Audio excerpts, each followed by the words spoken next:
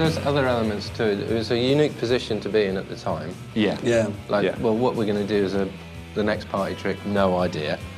But that kind of wasn't the point, so who cares? Yeah, you were a big band and you were leaving your labels, or you were possibly leaving your labels. So. We saw a cliff and we wanted to jump. Exactly, yeah. But it also, to us, reminded us very much of the sort of, you know, the 60s, 70s, all the books that well, I haven't read that many, but he has. You know, all the bits of how out there the music industry used to be, like complete sort of nonsense, chaos, like, you know, drug-taking maniacs with too much money and no idea what they were doing, just... But into whatever music they were pursuing at the time, you know. Okay, but you're saying like... But now, whereas now, you know, like someone like EMI is now run by someone who, I don't know, is a venture capitalist or whatever. It's a very rationalised sort of, this is a product, this is, you know, no one is thinking, oh, we're going to change the world with this, we're going to affect people's emotions. It's like, no, it's not about that. But do you think that if by empowering the consumer, which is what this thing did, that you humanised Radiohead a bit more as well, and you realised, this is great what we did. We didn't necessarily realise what we were doing. We knew it was quite a good thing. This is a really good thing. How do you mean humanised? Well, let's put it this way.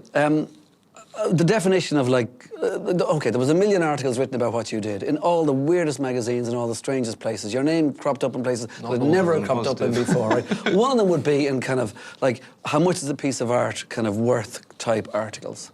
Like, you know, maybe it's not worth, just put the art out there because it reflects the society from which it came and all these kind of definitions, and let's see what happens. Now, I'm not saying that that was some great idea that you had that you wanted to do, but that's how it resulted to some people. Said, this is a great thing that these guys are doing. And what you did was, you made the consumer feel as though they were part of something you were, without necessarily having to be a corporate whore, if you like, by going into a record shop and helping Clive Davis make loads of money.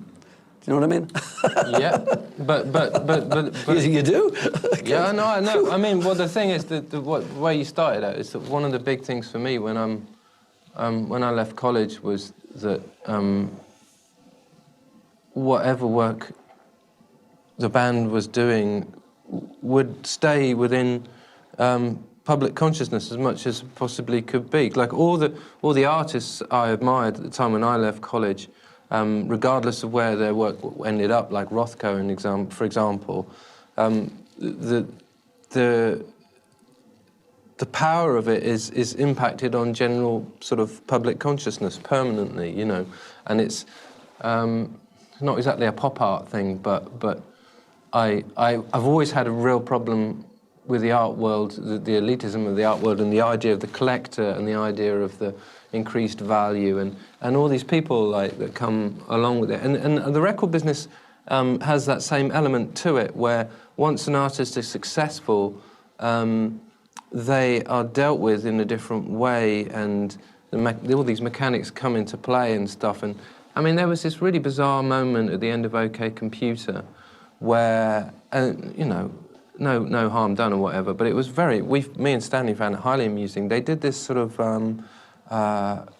survey about who they could target the record at. Once that they'd sold X many millions, they had this target market thing where they tried to establish who they could target OK Computer at next. And we became obsessed about it and managed to get hold of the marketing research and used it as artwork for something, can't remember what now. Because we just thought, this is utterly absurd. This is like, you know... Anyway.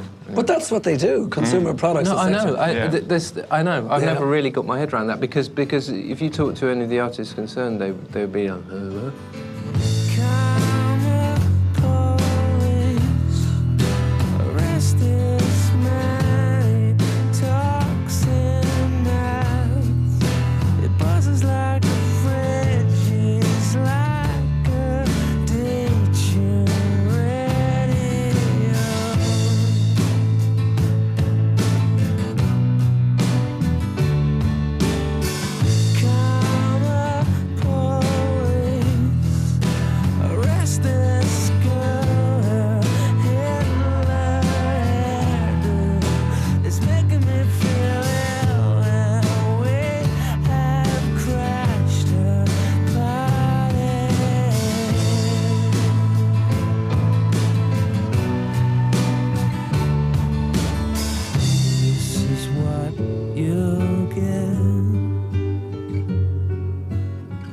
This is what you'll get.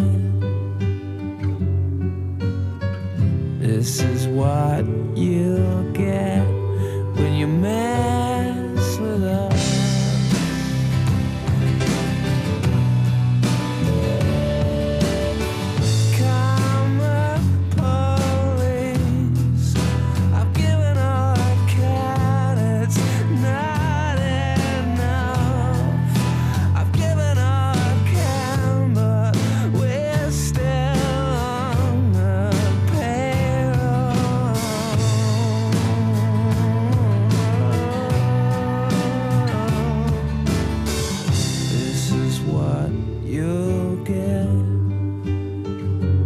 But look at the changes you've made on the journey in just a bunch of albums. It's not like Dylan, you've released 56 albums or something. It's 6 or 7 or 8 albums. Yeah. Point is that, like, after the Bends, you didn't bring out the Bends 2. After OK Computer, you didn't bring out OK Computer 2.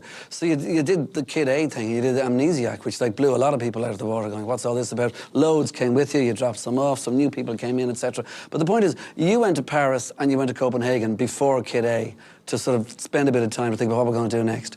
You talked about, now hold on a second now, maybe a change, but not that much of a change, and you talked about, you know, tunes are dead, rhythm is everything. Now, if he I still think that, actually. Okay, so if he was thinking that, were you saying, wait a minute, Tom, and did that lead to some friction saying, right, I'm out of here? I mean, there must have been fights of some sort. I'm not saying fisticuffs, but... No, were you annoyed at the fact that he wanted to go too far? And let's face it, No. Kid A is a billion miles from OK Computer. Because, no. Well, it's your average, then, Rock's fan, OK? No. I mean, I think looking back on it, you know, where it comes in is probably self-doubt. It's more, well, where do I play a part in this? If we're not playing guitars, I play, you know, it probably starts off from there. But it wasn't really, it was, you know, the uncertainties that come with doing something new. And Tom had a very specific idea about when we... specific. Very, no, it wasn't. It was right at the time because we needed to, you know, do something completely different. And the fact that he came in with that was very stimulating, but it was also, it's like anything, you're out of the safety, you know, you're out of the safety zone, yeah. and it's like, how do I play a part in this? And once you find your way in and everybody's sort of, you know, you want to feel like you're working as a band. That's the thing, you know, and once you find that, it works.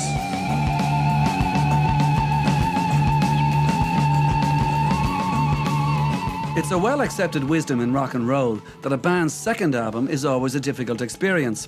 A typical band, we're always told, have about 18 years to write the first album and about 18 months to write that difficult second album, which typically they have to do while under pressure to keep gigging and promoting the first album. If a band survives to make a third record, and most bands don't, then the form is that they bought themselves some time to craft the album they actually wanted to make as their second album, but didn't because of the pressure they were under at the time. It is your typical vicious circle. But Radiohead are not your typical rock band. The pressure they put themselves under to keep evolving and pushing themselves in their music is positively intense.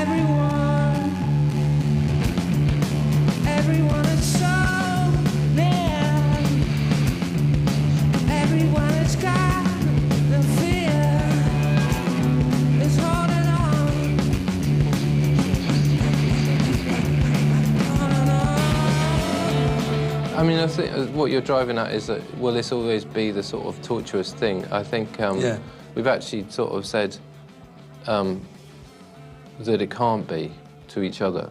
Yeah. And we're not quite sure what that means yet. But, I mean, maybe it means that, you know, we just put out one tune, or rather than, you see, the big, as you say, the big, like, shift that you have to make between one record to the next record and so on.